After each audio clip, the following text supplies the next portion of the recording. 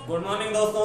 तो हम बात करेंगे आज ट्रिक की, और ट्रिक किसके लिए कि उन चाइनीज यात्रियों के लिए जो भारत का भ्रमण करने आए थे। तो आपका ट्रिक है चीनी यात्री को फांसी हुई। ट्रिक क्या है? चीनी यात्री को फांसी हुई। यहाँ पे जो ट्रिक वाला शब्द है वो है फांसी हुई। फा से फाइयान, सी से संयुगन, हु से ह्योसाम और ई से इत्सिंग। अच्छा भाई, इनका टाइम पीरियड भी लिखा हुआ है, जरा इनके बारे में डिटेल देख लेते हैं। तो फायान आपका चंद्रगुप्त द्वितीय के शासनकाल में आया था। चंद्रगुप्त द्वितीय के शासनकाल में 380 ईस्वी में चंद्रगुप्त द्वितीय गद्दी पर बैठा था। ठीक है। अच्छा, चंद्रगुप्त द्वितीय किस राजवंश का था? तो चंद्रगुप्त गुप्त वंश का। किस वंश का था? गुप्त वंश का शासक था। अब बात करें कि गुप्त वंश का संस्थापक कौन था? तो गुप्त वंश का संस्थापक श्रीगुप्त। श्रीगुप्त गुप्त वंश का क्या था? संस्थापक था। अच्छा भाई, चंद्रगुप्त के पिताजी का क्या नाम था? तो चंद्रगुप्त के पिताजी का नाम समुद्रगुप्त था। क्या था? समुद्रगुप्त। ठीक है। गुप्त वंश का संस्थापक श्रीगुप्त, चंद्रगुप्त के पिता का नाम समुद्रगुप्त। और अगर बात करें कि श्रीगुप्त के पुत्र का नाम तो घटोत्कच। घटोत्कच। घटोत्कच कौन था भाई?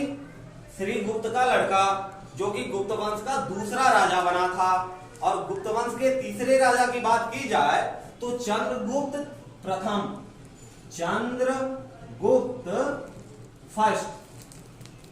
चंद्रगुप्त फर्स्ट घटोत्कच का पुत्र था और पूरे गुप्त वंश का सबसे शक्तिशाली सम्राट चंद्रगुप्त प्रथम था, जिन्होंने अपने आप को महाराजाधिराज या कह सकते हैं सम्राट की उपाधि इन्होंने धारण की थी। अच्छा, परम भागवत की उपाधि धारण करने वाला कौन सा सम्राट था? ये क्वेश्चन आता है, बना हुआ क्वेश्चन है।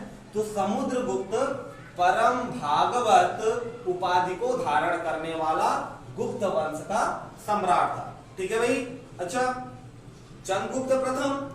अब इनका जो पुत्र हुआ वो कौन था? समुद्रगुप्त। समुद्रगुप्त का जो शासन काल है वो 300 कितना? 335 ईस्वी से लेके कितना?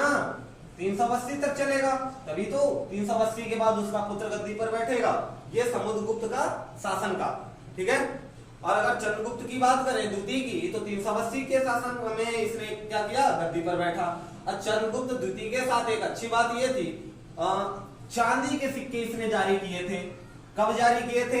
जब इसने शकों के ऊपर विजय प्राप्त की थी। क्लियर है बात? शकों के ऊपर विजय प्राप्त की थी, तब इसने चंद्रगुप्त द्वितीय ने क्या किया था? चांदी के सिक्के जारी किए थे। अच्छा, यहां से एक सवाल और बनता है कि भारत का नेपोलियन किसे कहा जाता है? तो समुद्रगुप्त को ही क्या कहा जाता है? भारत का नेपोलियन।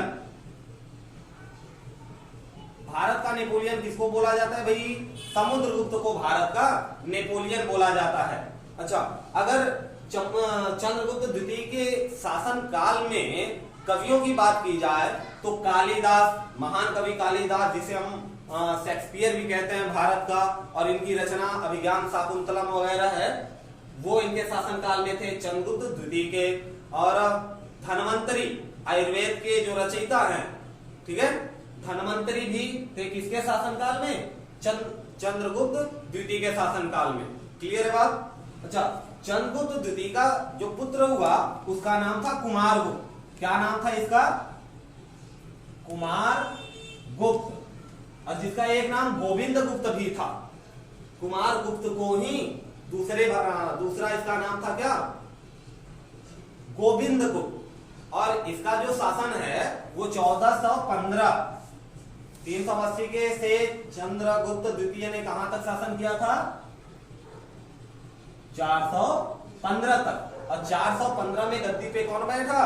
कुमारगुप्त। 415 से लेके 454 ईस्वी तक, 454 ईस्वी तक। अच्छा, नालंदा का नाम सुना ही है आप लोगों ने।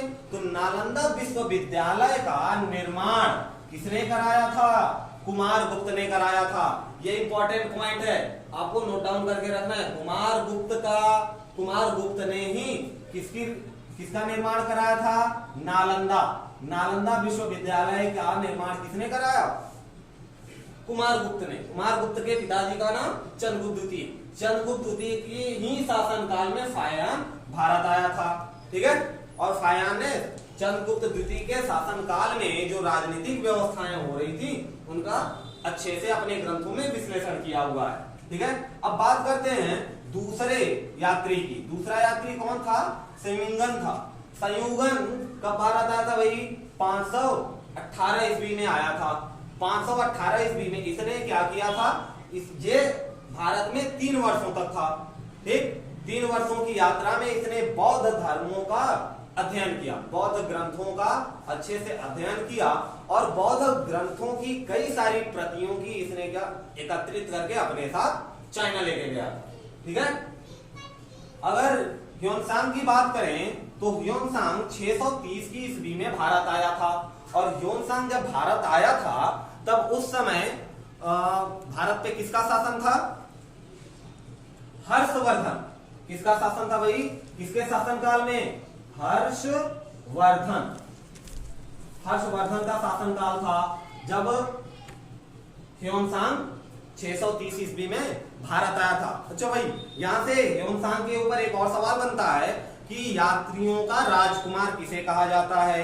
तो यात्रियों का राजकुमार ह्योनसांग को बोला जाता है। याद रखिएगा भाई, राजकुमार किसका? यात्रियों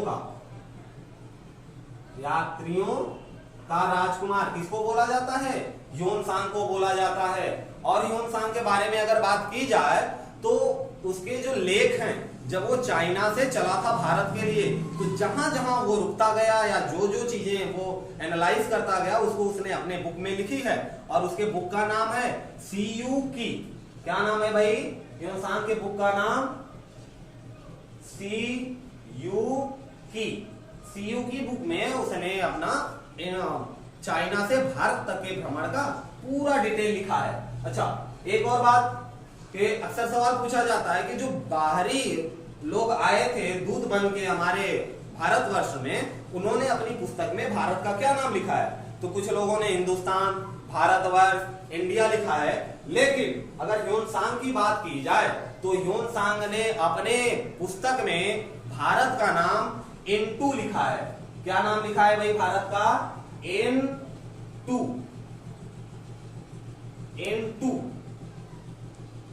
ठीक है, ये इंपॉर्टेंट पॉइंट है क्योंकि इसका नाम सबसे अलग रहा।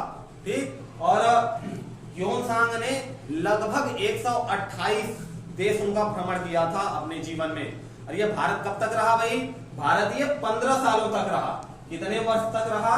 15 वर्ष भारत रहा। और वापस कब गया?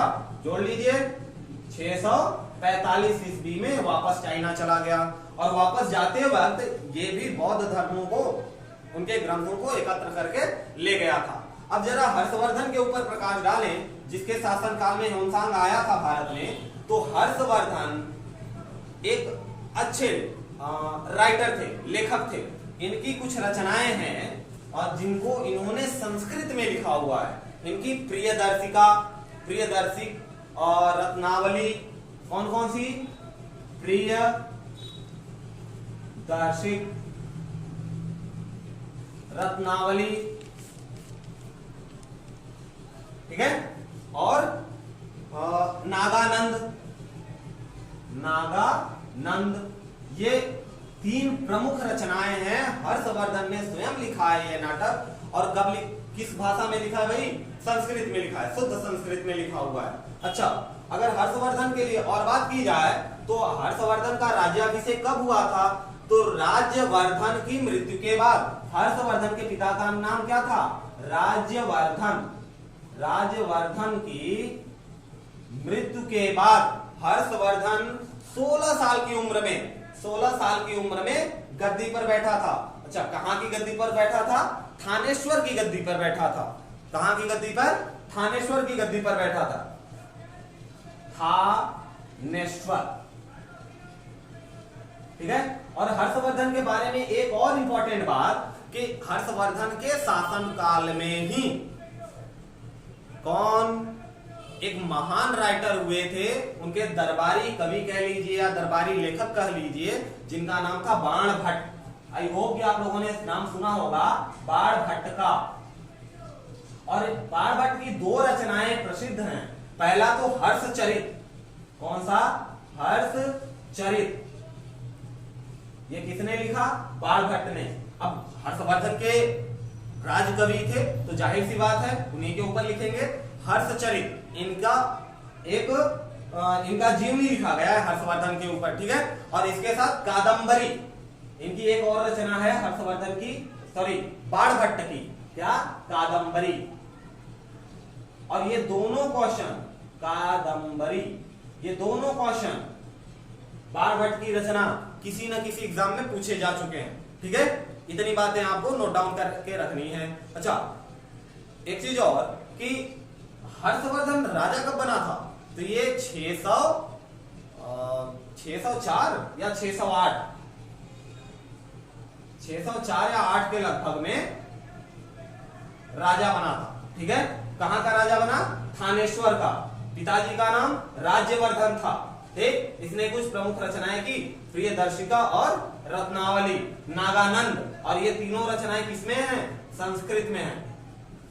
क्लियर है बात? अब आता है हमारा जो आखिरी है, कौन है? इत्सिंग। इत्सिंग के बारे में ज्यादा तो डिटेल नहीं है, लेकिन इतना कह सकते हैं कि ये 7वीं सदी के अंत में भारत आया था।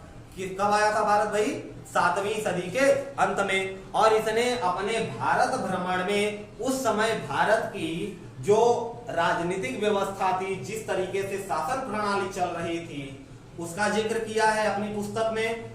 और उसके साथ साथ नालंदा विश्वविद्यालय और विक्रमशिला विश्वविद्यालय की इसने अच्छे से वर्णन किया हुआ है, ठीक है। आई होप कि आप लोगों को ये थोड़ा बहुत जो जानकारी है 2-4% वो समझ में आया होगा। और कैसा लगा वीडियो बताइएगा जरूर कमेंट में, ताकि हम अगली बार फिर से ऐसे ही ट्रिक वाले क्वेश्चन लेके आएं और आंसर के उत्तर के विश्लेषण के साथ, ठीक है। जय हिंद।